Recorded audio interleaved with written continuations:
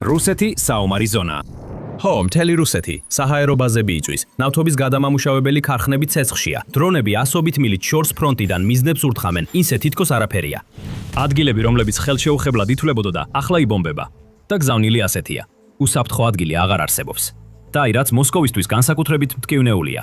ეს ყველაფერი ერთ დღეში არ მომხდარა. ეს წლებია გრძელდება, თითოეული დარტყმით, ყოველი უფრო ღრმად, უფრო გაბედულად და უფრო რთულად შესაჩერებლად. რუსეთს ეგონა, რომ უკრაინის საზღვრებს გადმოაბიჯებდა და რაც უნდოდა იმას წაიღებდა. რუსეთს არ ეგონა, რომ დიდ წინააღმდეგობას შეხვდებოდა და მით უმეტეს არ წარმოედგინა, რომ ოდესმე საკუთარ მიწაზე საპასუხო დარტყმებს მიიღებდა. მაგრამ რუსეთი ძალიან შეცდა. უკრაინამ წინააღმდეგობა გაუწია. მან დაიცვა თავისი ტერიტორია. და დროის გასვლასთან ერთად კიდევ უფრო წინ წავიდა. დაიწყო დრონების, რაკეტების გაშვება და თუნდაც მთელი შეჭრები რუსეთის რეგიონებში. ნელ-ნელა დარტყმით, უკრაინამ ომი რუსეთში გადაიტანა. მან მთელი ქვეყანა აქტიურ საომარ ზონად გადააქცია. ისე რომ ქვეყნის ყოფილმა თავდაცვის მინისტრმა და ამჟამინდელმა უშიშროების საბჭოს მდივანმა სერგეი შოიგუმ 2026 წლის მარტში აღიარა, რომ რუსეთის არც ერთი რეგიონი ვერ გრძნობს თავს უსაფრთხოდ.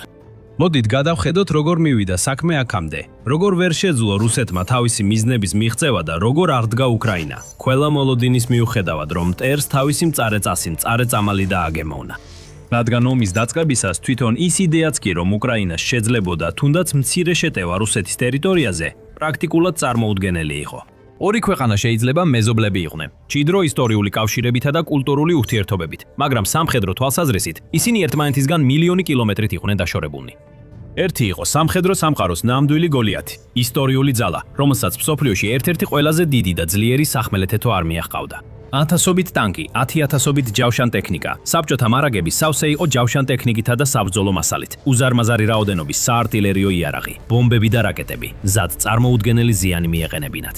ამის გარდა რუსეთს ასევე ჰქონდა მსოფლიოში წამყვანი საჰაერო და საზღვაო ძალები და თითქმის მილიონი მოქმედი სამხედრო მოსამსახურე. საპირისპიროდ უკრაინა ძლივს ჩანდა რადარზე, როდესაც საქმე მთავარ სამხედრო ძალებს ეხებოდა. ის საერთოდ არ ითვლებოდა სერიოზულ ძალად, რის გამოც ბევრი ექსპერტი ელოდა, რომ თუ და როდესაც რუსეთი შეიჭრებოდა, უკრაინას გაუჭირდებოდა სერიოზული წინააღმდეგობის გაწევა. თვით ყველაზე ოპტიმისტი ანალიტიკოსებიც კი ფიქრობდნენ, რომ უკრაინა შეძლებდა თავისი ტერიტორიის ნაწილების დაცვას, მაგრამ ვერ წარმოიდგენდნენ, რომ კიევის ძალები შეძლებდნენ რუსეთის აქტივებს ან ინფრასტრუქტურას, საზღვრებს გარეთ სერიოზული ზიანი მიეყენებინათ. მაგრამ დიდხანს არ დასჭირდა, რომ უკრაინის დაფარული ძალის პირველი ნიშნები გამოჩენილიყო. მართლაც ომის დაწყებიდან რამდენიმე თვეში ჭორები გავრცელდა.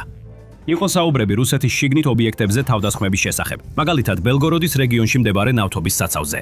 ამ შემთხვევებიდან ბევრი დაუდასტურებელი იყო. ზოგიერთი მიიჩნეოდა, რომ კრემლმა განზრახ გამოიგონა, რათა საზოგადოებაში უკრაინის მიმართ აღშფოთება გამოეწვია და ომის მხარდაჭერა გაეზარდა. მაგრამ კვირებისა და თვეების გასვლასთან ერთად ასეთი შემთხვევები უფრო ხშირად ხდებოდა.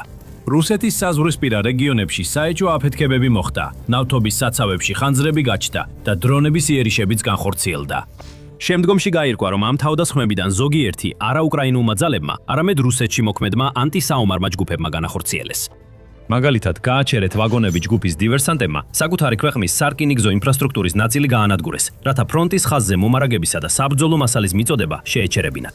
და მიუხედავად იმისა, რომ უკრაინა ამ თავდასხმებზე პირდაპირ პასუხისმგებელი არ იყო, ეს იყო პირველი მტკიცებულებები იმისა, რომ რუსეთი ასე უბრალოდ დაზიანების გარეშე ვერ გადაურჩებოდა ამ ეგრეთ წოდებული სპეციალურ სამხედრო ოპერაციას.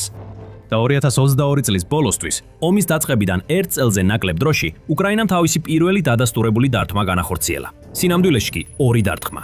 ისინი მოხდა ენგელსისა და დაგალიოს ავიაბაზებზე, რუსეთის ტერიტორიაზე ღრმად, უკრაინის საზღვრებიდან მრავალი მილით მოშორებით.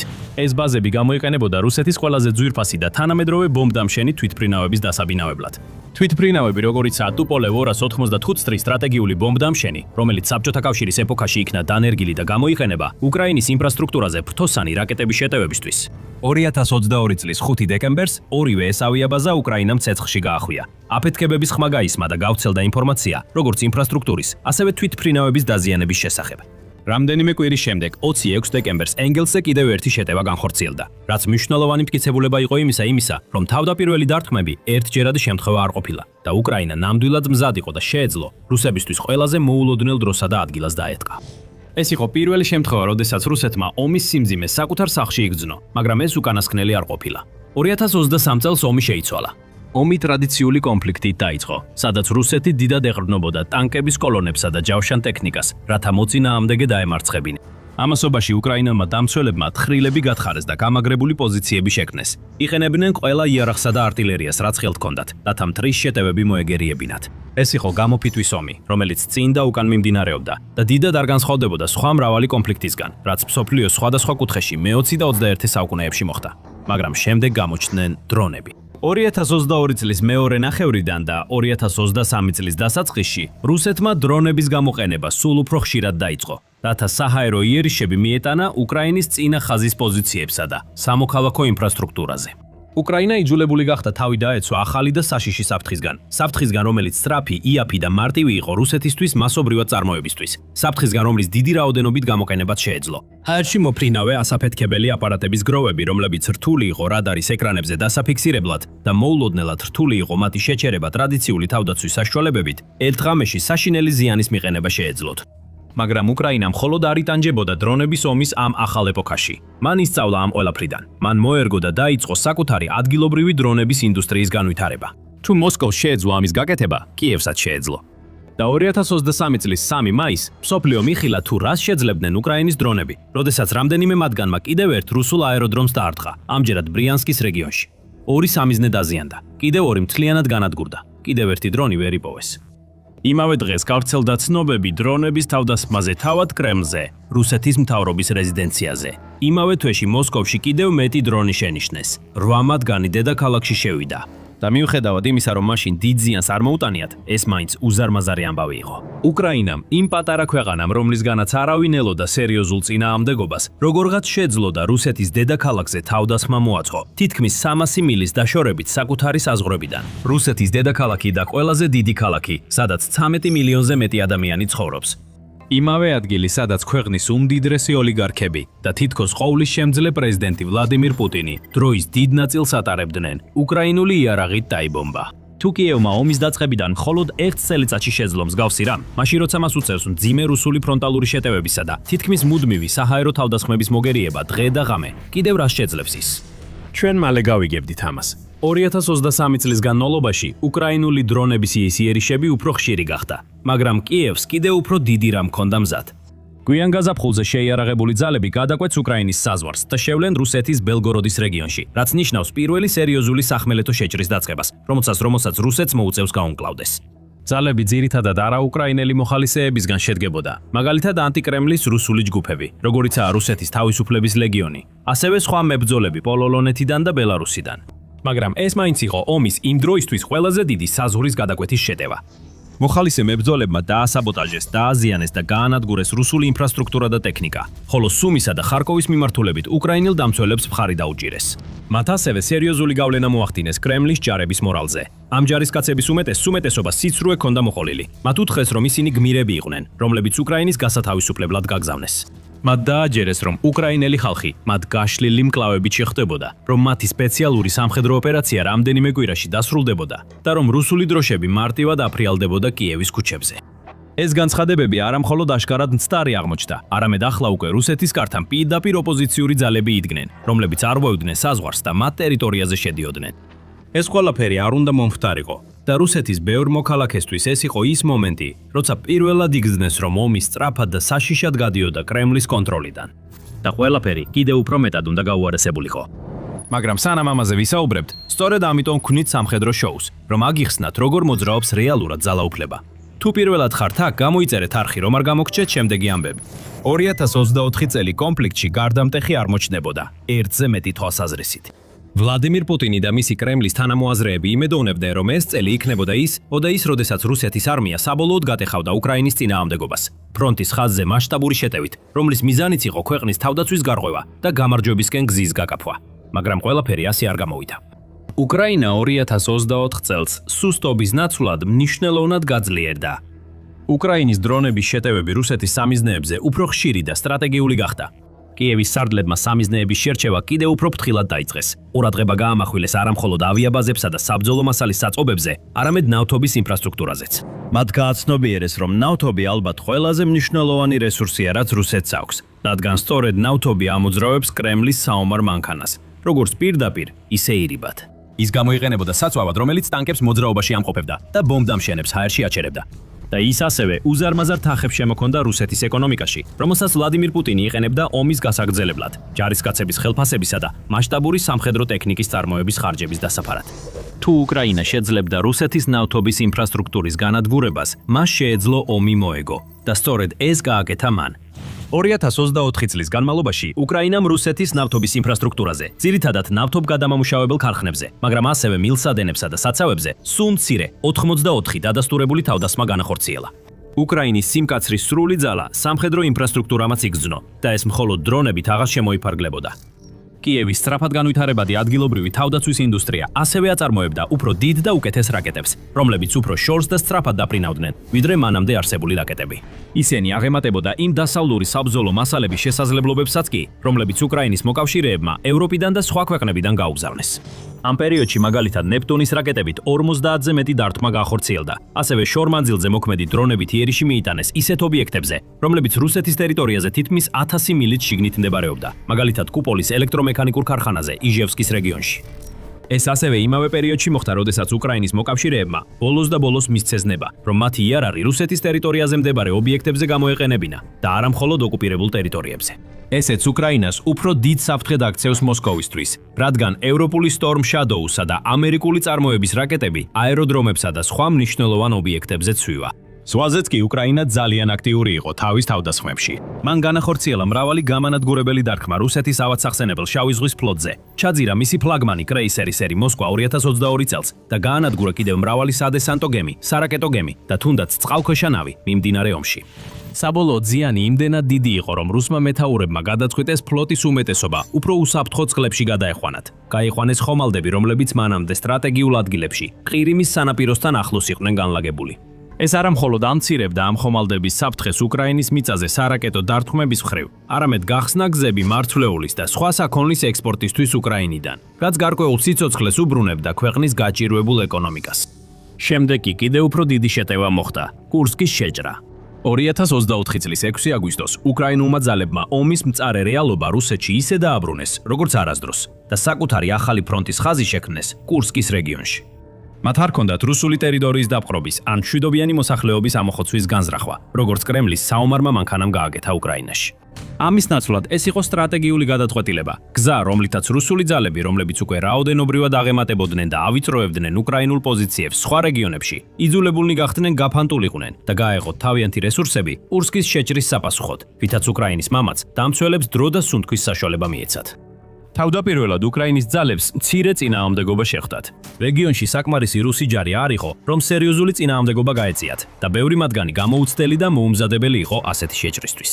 შედეგად კიევის არმიამ სწრაფად აიღო სტრატეგიულად მნიშვნელოვანი ქალაქები და სოფლები. ტყვე დაიყვანა ჯარისკაცები და გაანადგურა ან ჩაიგდო ხელში რუსული ტექნიკა, რომელსაც გზად პოულობდნენ.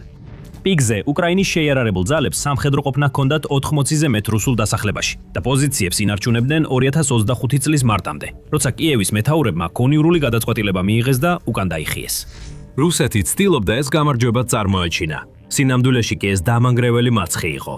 ეს იყო პირველი შემთხვევა 10 წლეულების განმავლობაში, როდესაც მტრის ძალებმა შეძლეს რუსეთის საზღვრის გადაკვეთა და მისი ტერიტორიის ნაწილის კონტროლის აღება. და მიუხედავად იმისა, რომ უკრაინა საბოლოოდ დატოვა ეს ტერიტორია, მათ მაინც დიდი ზიანი და მსხვერპლი მიაყენეს.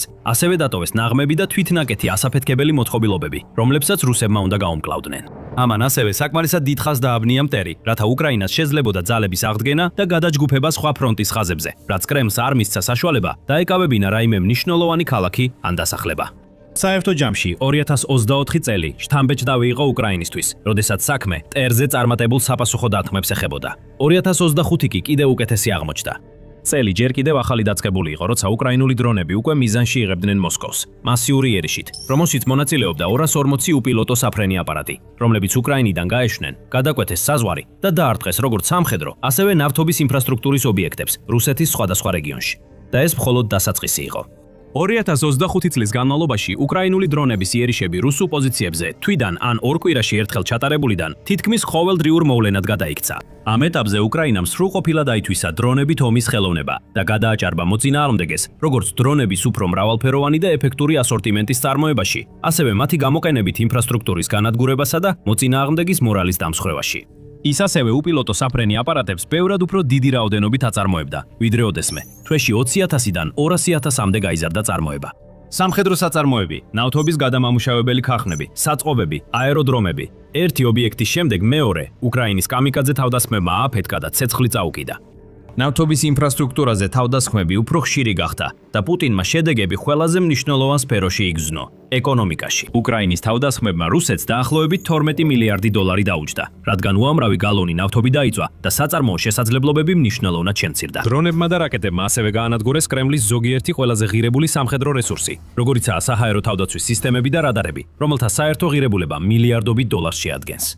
შემდეგ მოხდა ყველაზე გამანადგურებელი და სიმბოლური შეტევა მათ შორის ოპერაცია ობობას ქსელი. 2025 წლის 1 ივნისს უკრაინამ განახორციელა გეგმა, რომელიც 1 წელზე მეტხანს მზადდებოდა. მან ათეულობით დრონი დამალა სატვირთო მანქანებში, რომლებიც შემდეგ რუსეთის მასშტაბით რამდენიმე სტრატეგიულ ადგილას, მთავარ ავიაბაზებთან ახლოს გააგზავნა. როდესაც სატვირთოები ადგილზე მივიდნენ, კარი გაიხსნა და დრონების ჯგუფები გაუშვეს, რომლებმაც ცეცხლი დაატეხეს რუსეთის ბირთვული იარაღის მატარებელ ბომბდამშენებსა და სხვა თვითმფრინავებს. მიღებული ცნობების მიხედვით, ამ თავდასხმამ რუსეთის ბომბდამშენების ფლოტის დაახლოებით მე-13 გაანადგურა. მილიარდობით დოლარის ღირებულების კრემლის ტექნიკა კი ან გაანადგურა, ან დააზიანა სულ 1 დღის განმავლობაში. შავი ზღვის ფლოტიც კიევის სამიზნეში აღმოჩნდა. 2025 წლის განმავლობაში რამდენიმე მასშტაბური თავდასხმა განხორციელდა, რამაც დააზიანა და კიდეც ჩაძირა რამდენიმე რუსული გემი, გაანადგურა მნიშვნელოვანი საზღვაო ინფრასტრუქტურა, ბენოლოსიესკის წყალქვეშა ნავსადგურთან და მკაფიო გზავნილი გაუნილი გაუგზავნა კრემლს. არ აქვს მნიშვნელობა, რამდენად შორს გაიქცევიან, სად დამალავ შენს გემებს. ისინი მაინც აღმოჩნდებიან და განადგურდებიან. და ასე შევდივართ 2026 წელს კიდევ ერთ გადამწყვეტ წელს ომში, რომელიც რუსეთის თქმით მხოლოდ რამდენიმე კვირა უნდა გაგრძელებულიყო. წლების ძალისხმევის, წლების ტანჯვისა და რუსეთის დაუღალავი თავდასხმების გადატანის შემდეგ უკრაინას შეეძლო დაეწყო მერყეობა. სინამდვილეში სწორედ ამას ელოდა პუტინი.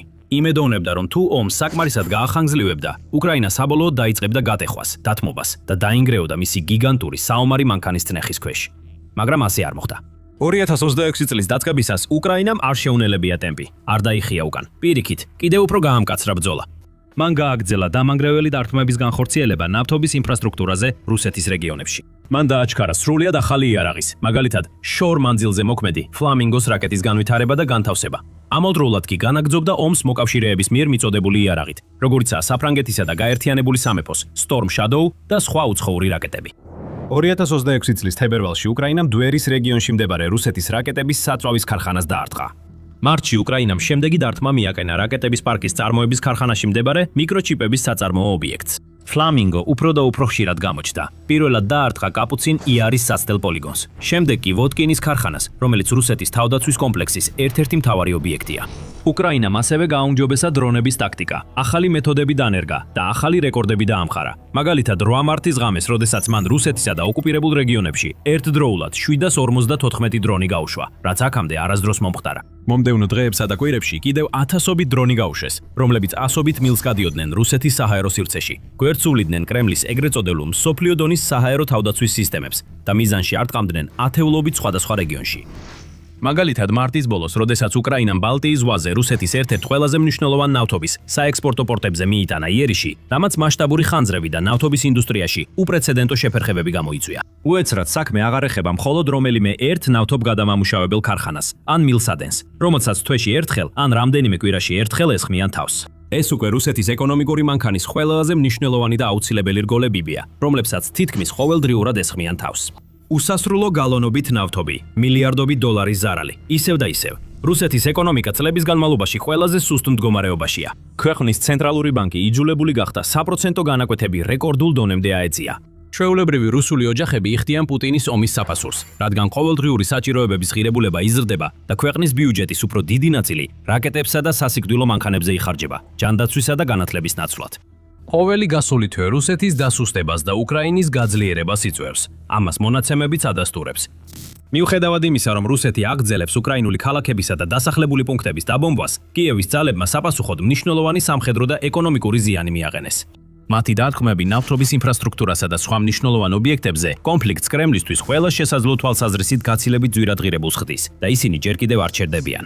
დრონების წარმოება უკრაინაში 2023 წელს წლიურად 800.000-დან 2025 წელს 4 მილიონამდე გაიზარდა, ხოლო 2026 წლისთვის შეფასებები 5-დან 10 მილიონამდე მერყეობს. რაკეტების წარმოებაც იზრდება და უკრაინის თავდასხმითი და თავდაცვითი შესაძლებლობები არასდროს ყოფილა ასეთი ძლიერი, რაც მათ კიდევ უფრო უადვილებს ომის რუსეთის რეგიონებში გადატანას, მათ შორის იმ რეგიონებში, რომლებიც საზღვრიდან ასეულობით ან თუნდაც ათასობით მილითაა დაშორებული. შოიგუ მართალი იყო.